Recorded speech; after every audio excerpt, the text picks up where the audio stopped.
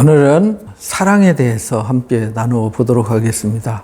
여러분들, 사랑이라는 단어는 참 많이 듣고 많이 사용하고 흔하게 접하는 단어이기도 하죠. 그래서 사랑이 어쨌든 말만 들어도 기분이 좋은 단어이기도 해요.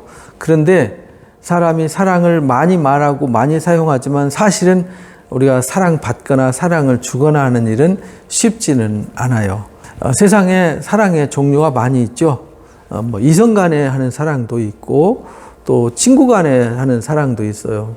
이성 간의 사랑을 헬라 사람들은 에로스라고 이렇게 구분을 했죠. 또 친구 간의 사랑을 또 필레아 이렇게 말하고요. 또 부모와 자식 또는 가족 간에 하는 사랑을 스토르게 이렇게 표현을 했죠.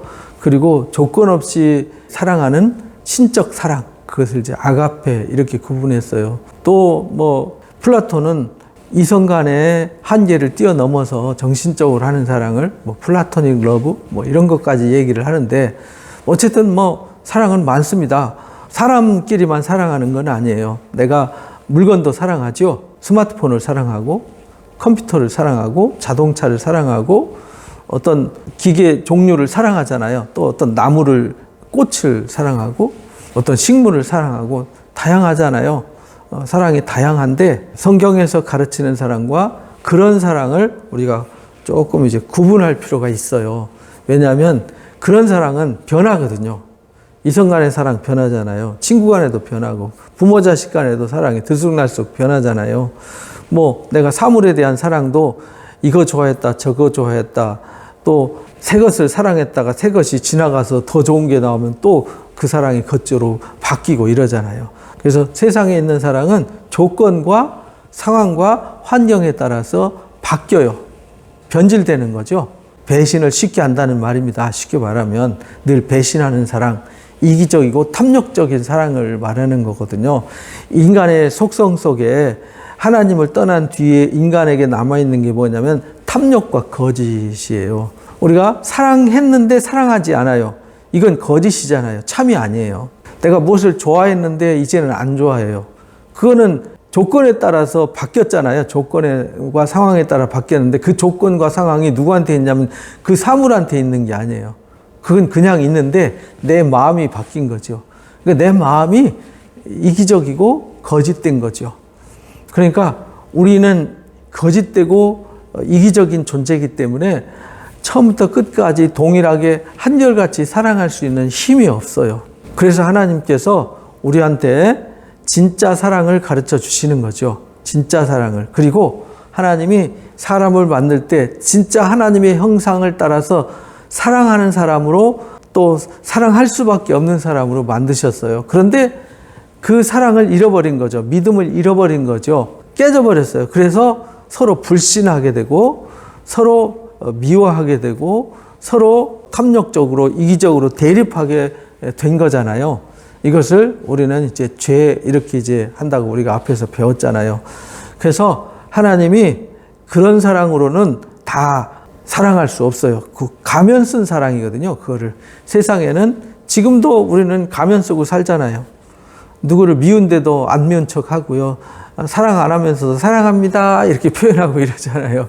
거짓말로라도 사랑한다라고 말이라도 하면 되는데 그것도 안 하는 사람들이 많잖아요. 인간의 사랑은 이렇게 가면 쓰고 이기적이고 거짓돼요. 그런데 하나님의 사랑은 처음부터 끝까지 변하지 않아요. 영원해요. 한결같아요. 그래서 그 사랑을 우리가 이제 배워야 되는 거죠. 하나님 우리를 부르신 목적, 또 하나님 우리에게 오신 이유가 뭐냐면 사랑이 없는 세상에 사랑으로 오신 거예요. 그래서 하나님을 사랑이시다 요한일서 4장에서는 그렇게 소개를 했어요. 왜냐하면 이 세상에는 사랑이 없어요. 그래서 요한일서 2장 15절에 이 세상이나 이 세상에 있는 것들을 사랑하지 마라. 왜? 다 지나가고 변하기 때문에 그 사랑하면 그 사랑이 소멸되어지거나 변질된다는 거죠.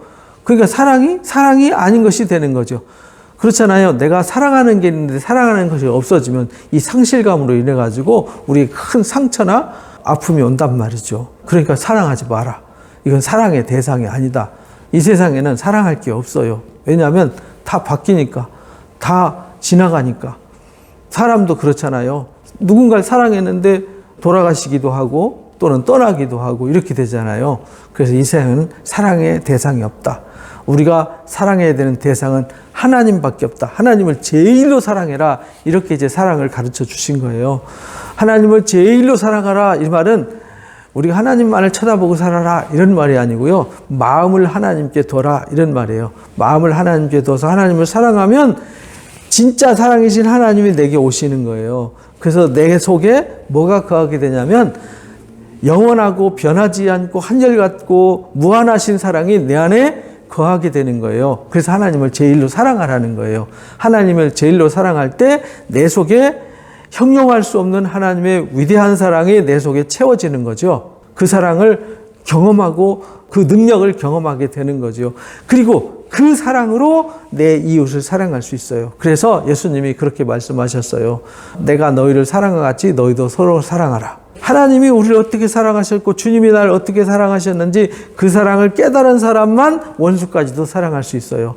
이웃을 영원히 변하지 않고 사랑할 수 있어요. 왜냐하면 하나님의 사랑이 내 속에 들어오면 하나님 마음이 생기는 거죠. 예수 그리스도의 마음이 되는 거예요. 그래서 빌립보서 2장 5절에 너희는 이 마음을 품으라 곧 그리스도 예수의 마음이니 라고 가르쳐 주셨잖아요.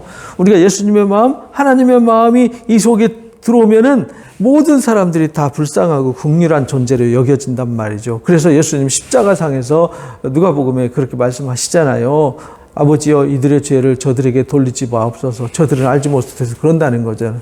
스데반 집사도 돌 맞아서 막 피가 튀면서 죽어가면서도 저들을 사하여 주시옵소서.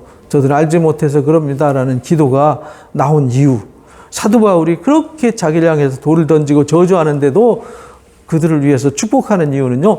하나님의 사랑이 그 속에 꽉 차가지고 그렇게 하는 그들이 너무 불쌍한 거예요. 알지 못해서 저렇게 하니까. 그래서 원수까지도 사랑할 수 있고요. 미워하는 사람들도 사랑할 수 있고요. 이방인들처럼 좋아하는 사람만 좋아하고 사랑하는 사람만 사랑하는 게 아니라 사랑할 수 없는 사람까지도 사랑할 수 있게 되고요. 내 가족이나 형제들도 지금부터 영원까지 사랑할 수 있게 되는 거예요. 근데 그 사랑이 항상 우리 안에 있어야 되잖아요. 그 하나님의 사랑이 항상 있을 때만 그게 가능한 거예요. 이 사랑이 고갈되어 버리면 내가 사랑할 수 없어요. 나도 사랑할 수 없고 나도 힘들고 지쳐요. 나도 사랑받고 싶어요. 이렇게 변질되는 거예요. 그래서 하나님이 늘 하나님을 제일로 사랑하라. 그리고 그 사랑으로 가득 채워라. 그래서 우리가 예배하고 기도하고 성경을 배우고 하나님 앞에 나오는 이유는요. 늘 하나님의 사랑을 공급받아야 되기 때문에 그래요. 공급 안 받으면 마치 우리가 요한복음 15장에 포도나무 비유 배웠잖아요. 이렇게 접붙여져 있지 않으면은 사랑이 공급되지 않아요. 공급 안 되면 이게 말라버린단 말이죠. 말라버리고 시들어버리면 사랑이 없어요. 믿음이 없어요. 진리가 없어요. 그러니까 내가 이 세상 사는 힘이 없어지고 사람들을 감당할 수 있고 사랑할 수 있는 힘이 없어지는 거죠. 그래서 성경에서 가르치는 사랑은 우리 보고 명령해서 율법적으로 사랑해라 이렇게 하는 게 아니에요. 율법적으로도 의롭게 될 사람 한 사람도 없잖아요. 우리가 스스로 사랑해서 남을 사랑할 수 있는 사람은 한 사람도 없어요. 그렇게 사랑하려고 하지 마세요. 괜히 고생만 해요. 스트레스만 받죠. 그러나 하나님을 제일로 사랑해서 하나님의 사랑으로 채우면요. 정말 세상이 아름답게 보이고 소중하게 보이고 나 자신도 사랑하게 돼요. 내가 이렇게 소중한 존재였구나. 내가 이렇게 가치 있는 존재였구나 해서 나를 사랑하고 또 내 옆에 사람을 하나님이 이토록 사랑하시는구나 깨달으니까 그 옆에 사람을 사랑 안 할 수 없어요. 어떤 상황과 조건과 상관없어요. 우리가 또 명심해야 되는 것은 이 세상이나 이 세상에 있는 것들을 사랑하지 마라 그랬잖아요. 이 세상이나 이 세상에 있는 것들을 사랑하는 것이 곧 뭐가 되냐면 우상숭배가 되는 거예요. 우상숭배라는 것은 우리의 마음을 뺏어가는 걸 말하는 거예요. 그러니까 우리가 세상을 사랑하면 마음이 세상을 향해 있잖아요. 그럼 하나님의 사랑이 우리 가운데 임할 수 없어요. 그 사랑이 임할 수 없기 때문에 우리가 그래서 저와 여러분은 이 세상에 있는 사랑을 배우는 게 아니에요. 스스로 막 내가 열정으로 막 사랑하려고 발버둥 쳐서 되는 게 아니에요. 하나님을 사랑해서 하나님의 사랑을 공급받으시기 바랍니다. 그래서 하나님의 사랑을 공급받으면요. 사랑할 수밖에 없어요. 그리고 사는 게 너무 감사하고 행복할 수밖에 없어요. 그런 사랑으로 여러분 막 채워가시기 바랍니다. 그러면 여러분의 삶에 사랑이 풍성히 거해서 여러분 가정이 사랑이 풍성한 가정이 되어지고 여러분 공동체인 교회가 사랑이 풍성한 공동체가 될 수 있습니다. 그렇게 여러분들은 하나님의 참 사랑, 진리의 사랑이라고 그러죠. 그거를 진리의 사랑으로 여러분들 무장하셔서 어둠으로부터 싸워 이기는 자 되시기 바랍니다. 하나님을 제일로 사랑하는 자들은요, 그리고 하나님의 사랑이 충만한 사람들은 거짓의 애비, 사탄의 역사에 휘둘리지 않고요, 사탄이가 파는 올무 함정에 빠지지 않습니다. 그리고 사탄이가 쏘아대는 화살에 마음의 상처와 고통을 받지 않습니다. 왜? 사랑은 위대한 힘이 있거든요. 위대한 방파매가 되고요, 위대한 능력이 있어요. 그 사랑의 능력으로 무장하시고 그 사랑으로 사랑하며 행복하게 사시기를 주님의 이름으로 축복합니다.